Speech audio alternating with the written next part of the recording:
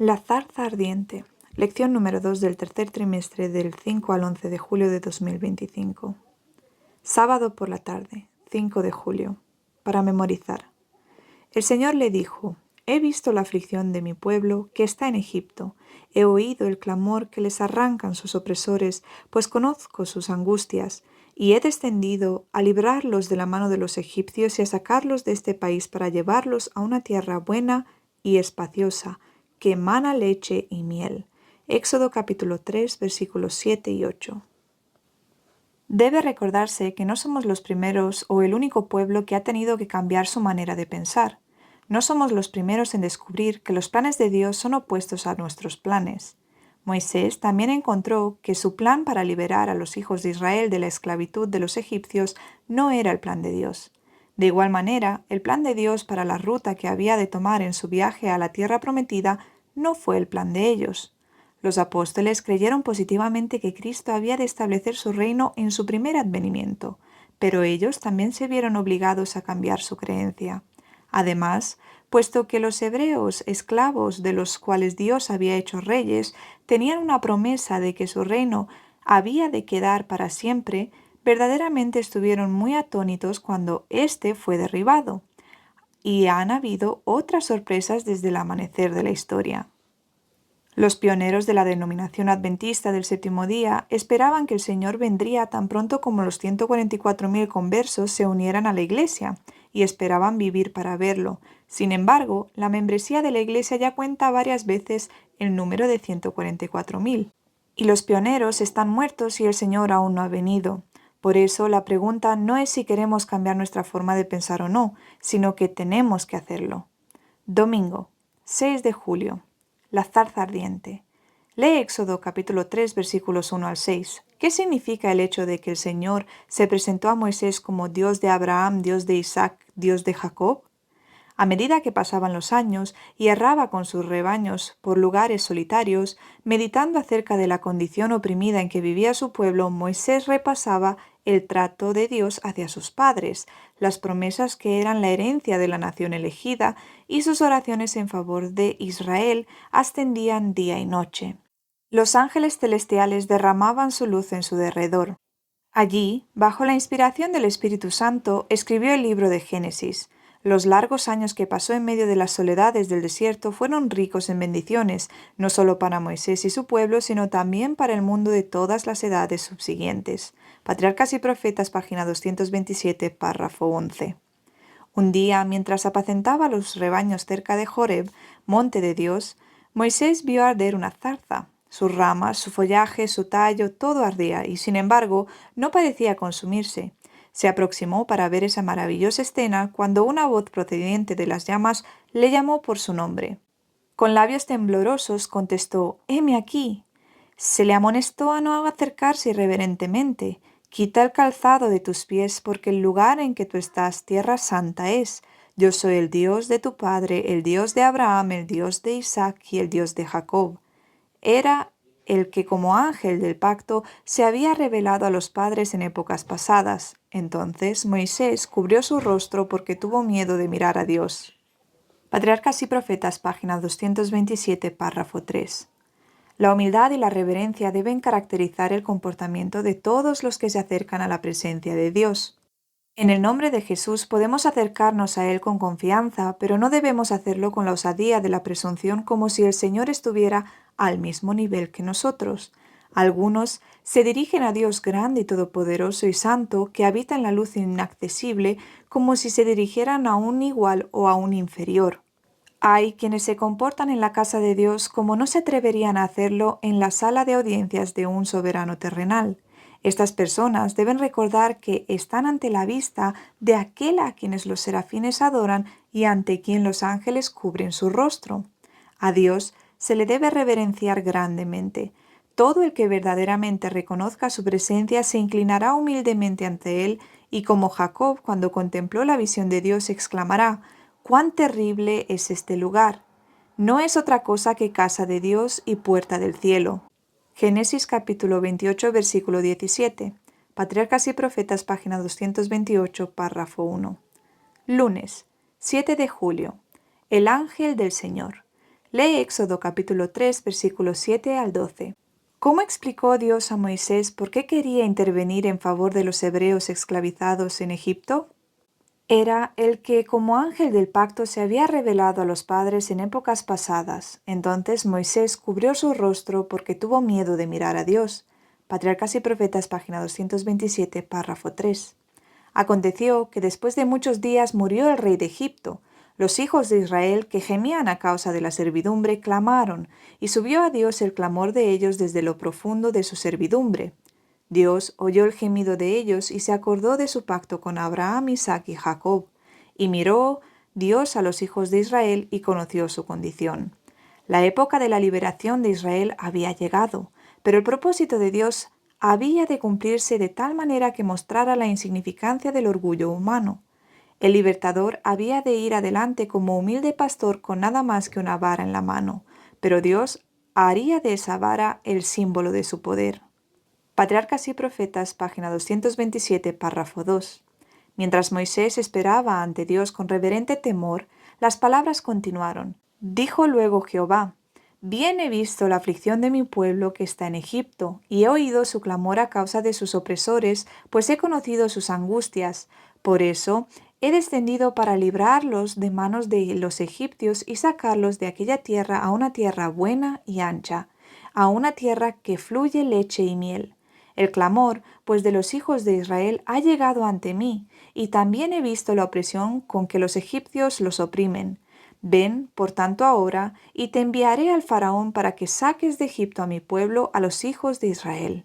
Patriarcas y Profetas, página 228, párrafo 2. Sorprendido y asustado por ese mandato, Moisés retrocedió y dijo: ¿Quién soy yo para que vaya al faraón y saque de Egipto a los hijos de Israel? La respuesta fue: Yo estaré contigo, y esto te será por señal de que yo te he enviado. Cuando hayas sacado de Egipto al pueblo, serviréis a Dios sobre este monte. Patriarcas y Profetas, página 228, párrafo 3. Martes, 8 de julio. El nombre del Señor.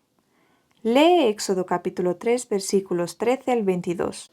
¿Por qué quería Moisés conocer el nombre de Dios y qué significa su pedido? Moisés pensó en las dificultades que habría de encontrar, en la ceguera, la ignorancia y la incredulidad de su pueblo, entre el cual muchos casi no conocían a Dios.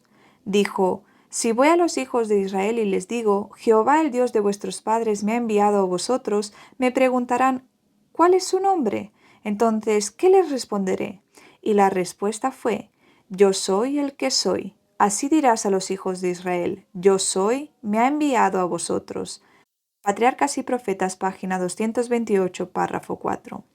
Si el nombre propio de Dios es Jehová, entonces sus criaturas, ¿nos atreveremos a dirigirnos a Él de una forma comúnmente irrespetuosa, llamándole por su nombre propio en vez de usarlo uno de sus títulos? Dios, Señor, Padre, Creador, Salvador, etc.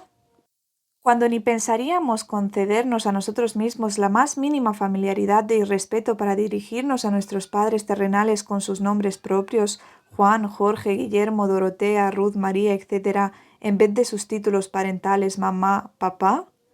Tal irreverencia practicada por los paganos podría ser excusada, pero practicada por cristianos educados, quienes deberíamos saber mejor, es inexcusable. Podemos usar la palabra Jehová con reverencia solo si un inconverso nos preguntase quién es su Dios. Entonces, con solemne propiedad podríamos responder: Jehová, el único Dios vivo y verdadero. Aunque podamos reverentemente dirigirnos a Dios, nunca usemos su nombre propio. Como los antiguos judíos tuvieron temor de Dios, respetaron su divino nombre y su sagrada pronunciación. Así también los cristianos de hoy en día deberíamos instruirnos. No obstante, el nombre hebreo más antiguo y venerado no fue solo nunca pronunciado comúnmente, sino que fue deletreado en forma abreviada de tal manera que no pudiese ser pronunciado. Tal es el caso que su pronunciación original es desconocida. Todo lo que sabemos en realidad es la forma consonante YHWH, YVB o YHV. Esta forma abreviada del nombre se les hizo a los traductores difícil de deletrear como una palabra pronunciable, por lo tanto ellos decidieron añadir lo que creyeron que eran las vocales faltantes. El primer término silábico en el cual hubo un acuerdo general fue Yaj. Otros derivados fueron suministrados por los diferentes traductores.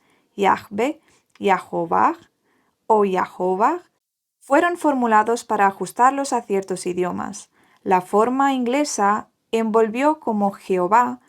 Por eso cualquier de las letras improvisadas que vaya a realizar el nombre inefable puede no ser en realidad la palabra hebrea después de todo.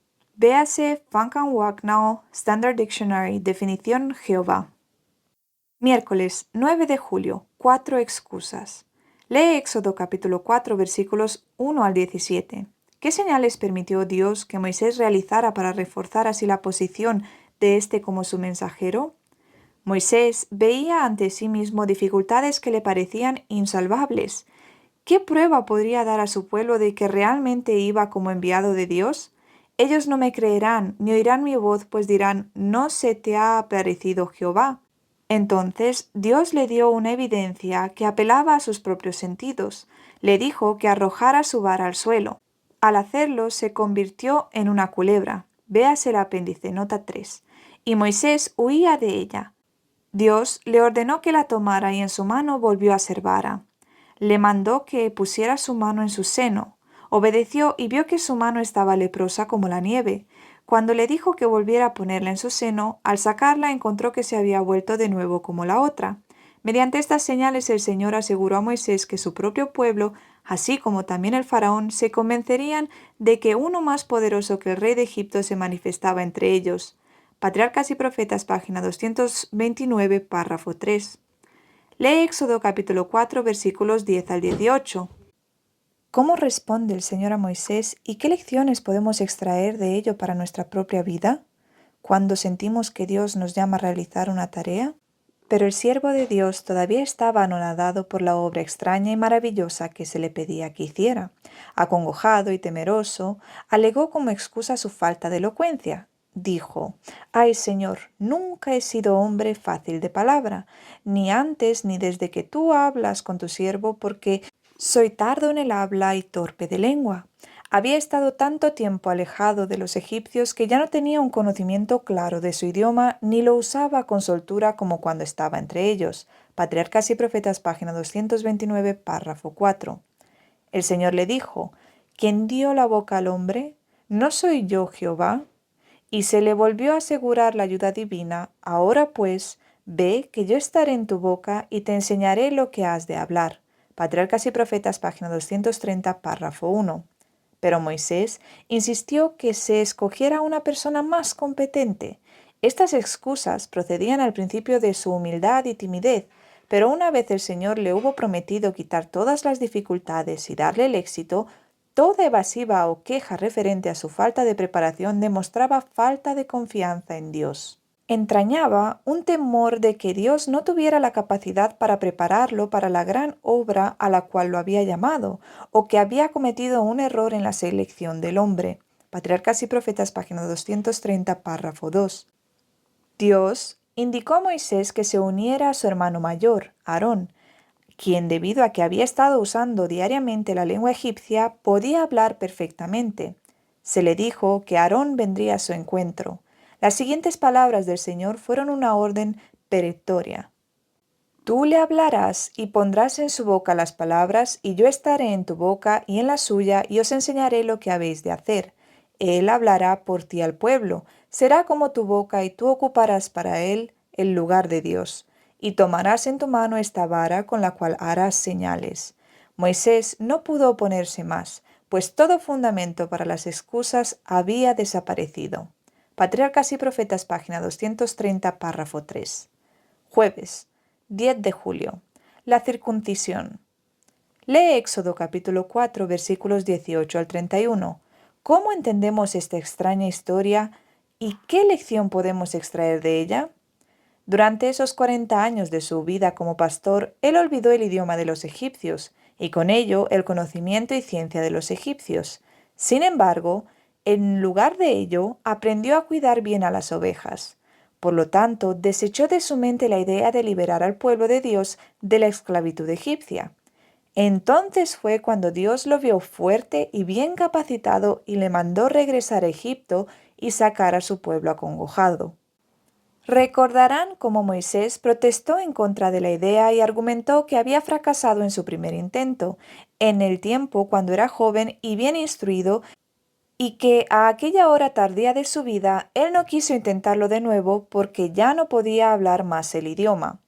Después de una conversación prolongada, Dios eliminó estas objeciones prometiéndole darle a su hermano Aarón para ser su portavoz, y Moisés finalmente consistió en regresar a Egipto. Mientras se alejaba de Madián, Moisés tuvo una terrible y sorprendente manifestación del desagrado del Señor. Se le apareció un ángel en forma amenazadora como si fuera a destruirlo inmediatamente. No le dio ninguna explicación. Pero Moisés recordó que había desdeñado uno de los requerimientos de Dios, y cediendo a la persuasión de su esposa había dejado de cumplir el rito de la circuncisión en su hijo menor. No había cumplido con la condición que podía dar a su hijo el derecho de recibir las bendiciones del pacto de Dios con Israel. Y tal descuido de parte del jefe elegido no podía menos que menoscabar ante el pueblo la fuerza de los preceptos divinos. Sefora, temiendo que su esposo moriría, realizó ella misma el rito y entonces el ángel permitió a Moisés continuar la marcha. En su misión ante el faraón, Moisés iba a exponerse ante un gran peligro. Su vida podría conservarse únicamente mediante la protección de los santos ángeles. Pero no estaría seguro mientras tuviera un deber conocido sin cumplir, pues los ángeles de Dios no podrían protegerlo. Patriarcas y Profetas, página 231, párrafo 3. En el tiempo de la angustia que vendrá inmediatamente antes de la venida de Cristo, los justos serán resguardados por el ministerio de los santos ángeles, pero no habrá seguridad para el transgresor de la ley de Dios. Los ángeles no podrán entonces proteger a los que estén menospreciando uno de los preceptos divinos. Patriarcas y Profetas, página 231, párrafo 4. Viernes, 11 de julio. Para estudiar y meditar. El mandato divino halló a Moisés sin confianza en sí mismo, tardo para hablar y tímido. Estaba abrumado con el sentimiento de su incapacidad para ser el portavoz de Dios ante Israel, pero una vez aceptada la tarea, la emprendió de todo corazón, poniendo toda su confianza en el Señor. La grandeza de su misión exigía que ejercitara las mejores facultades de su mente. Dios bendijo su pronta obediencia y llegó a ser elocuente, confiado, sereno y apto para la mayor obra jamás dada a hombre alguno. Este es un ejemplo de lo que hace Dios para fortalecer el carácter de los que confían plenamente en Él y sin reserva alguna cumplen sus mandatos. Patriarcas y Profetas, página 230, párrafo 4. El hombre obtiene poder y eficiencia cuando acepta las responsabilidades que Dios deposita en él y procura con toda su alma la manera de capacitarse para cumplirlas bien. Por humilde que sea su posición o por limitada que sea su habilidad, el tal logrará verdadera grandeza si, confiado en la fortaleza divina, procura realizar su obra con fidelidad. Si Moisés hubiera dependido de su propia fuerza y sabiduría y se hubiera mostrado deseoso de aceptar el gran encargo, habría revelado su entera ineptitud para tal obra. El hecho de que un hombre comprenda sus debilidades prueba por lo menos que reconoce la magnitud de la obra que se le asignó y que hará de Dios su consejero y fortaleza.